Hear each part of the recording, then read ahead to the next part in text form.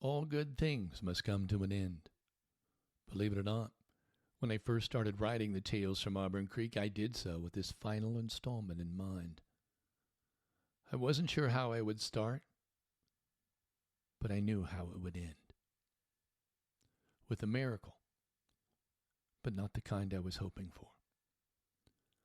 I'll have more on future plans after this, the last installment of the Tales from Auburn Creek, entitled The Moment. The room was dark.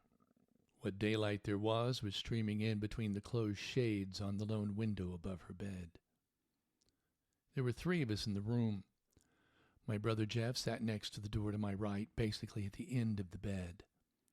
I sat to his left along the wall next to my mother's bed, which was directly in front of me. She was sound asleep. It was a typical hospital room, full of questions and uncertainty, when a soft voice broke the silence.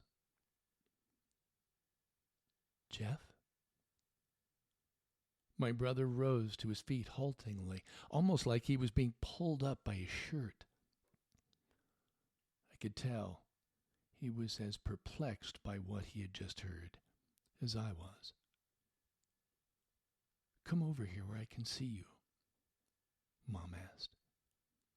He approached dutifully. The request was short and concise, but most importantly, crystal clear, which took us both by surprise. "You look just like your dad. Just like Sonny," she observed. I sat up in my chair but said nothing. I was torn. One part of me didn't want to interrupt my brother's moment, and yet another wanted to hear what she might have to say to me. It's hard to explain when you've waited all of your life for a conversation.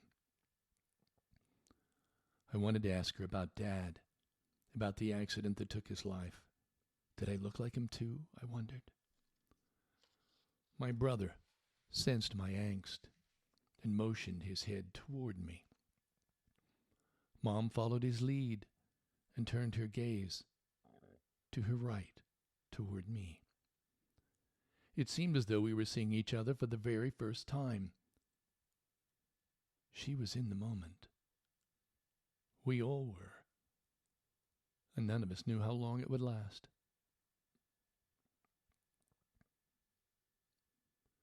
Cancer brought us here. She was being prepped for surgery at University Hospital to undergo a partial mastectomy. We didn't know how long it would be before she might be whisked away from us, but for right now, as strange as it might seem, we were all lost in a moment that none of us thought would ever happen. Mental illness can be a cruel master. She would be sitting right in front of you, talking a mile a minute to someone that we couldn't see. A nervous breakdown after our father died led to this, led to a place where we couldn't reach her. Now suddenly, she re-emerged to the life she'd left behind.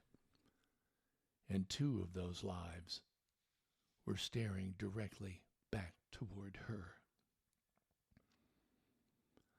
I stood up and started to approach, not wanting to startle or ruin the moment in any way. When it happened,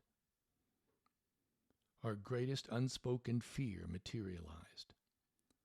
The swinging doors used for easy transport of patients opened. A bevy of nurses, all making small talk to my mother, entered and started to ready her gurney to wheel her down to the operating room.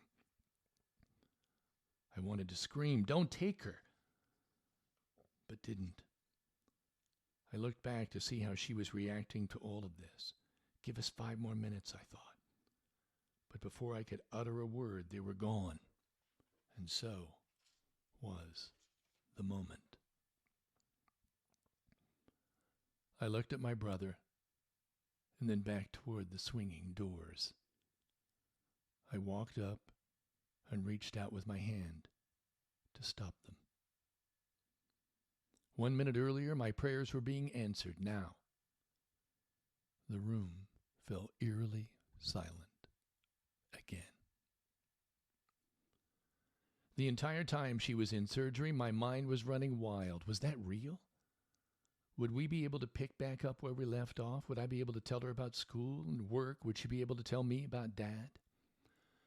I knew she was in good hands, but now I worried about the toll the trauma would take on her emotionally. Would she retreat to her safe place, or would she re-engage with the family she left behind? I don't know how much time had passed when I was standing in the hallway across from the nurse's station. Some activity at the end of that hallway caught my attention. A bed wheeling toward me. I froze. It didn't take long before I recognized her. Propped up, totally engaged in the midst of one of her spells. I touched the bed as it wheeled by. She didn't make eye contact. She had no idea I was even there. The doctors later told us the surgery was a success. But she wanted to be somewhere where we couldn't reach her. She wanted to be with him, my father who died in the car accident before I was born. I'd always hoped that somehow, given the opportunity, we might be able to pull her back to us. Now I felt that just like that gurney, the moment had passed. As I left, I finally admitted to myself that that day might never come. Life doesn't always give us answers, but it does give us opportunities. In my case, it was the opportunity to start anew. So ends the final installment of the Tales from Auburn Creek, entitled The Moment. Epilogue. Years later, after covering a Medal of Freedom ceremony at the Obama White House in 2015, the recipients had all gathered for their reception. The media congregated just around the corner and waited for the honorees to grant their interviews. To my surprise, I looked up to see director Steven Spielberg standing directly in front of me. I politely asked if we might have a word, but he showed no indication of hearing me, so I tried again. The reaction was the same. Nothing. When all of a sudden I heard a very different voice announce, "I will." I turned to my left to see Barbra Streisand. I'd always regarded her as the greatest female singer of my generation, but there was something else. My mom introduced her music to me. I can still see the album cover, "Color Me Barbara," leaning against the record player on the floor. Now here she stood in front of me. I managed a couple of questions, but I just didn't want to stop. I muttered a couple more just to keep the conversation going. She glanced toward Spielberg, which told me, well, I was pushing my luck. I wanted to tell her how much her music had meant to me and how it had tied me to my mom, who I never knew, but thought better of it. I mean, this was not the time. This was her moment, not mine.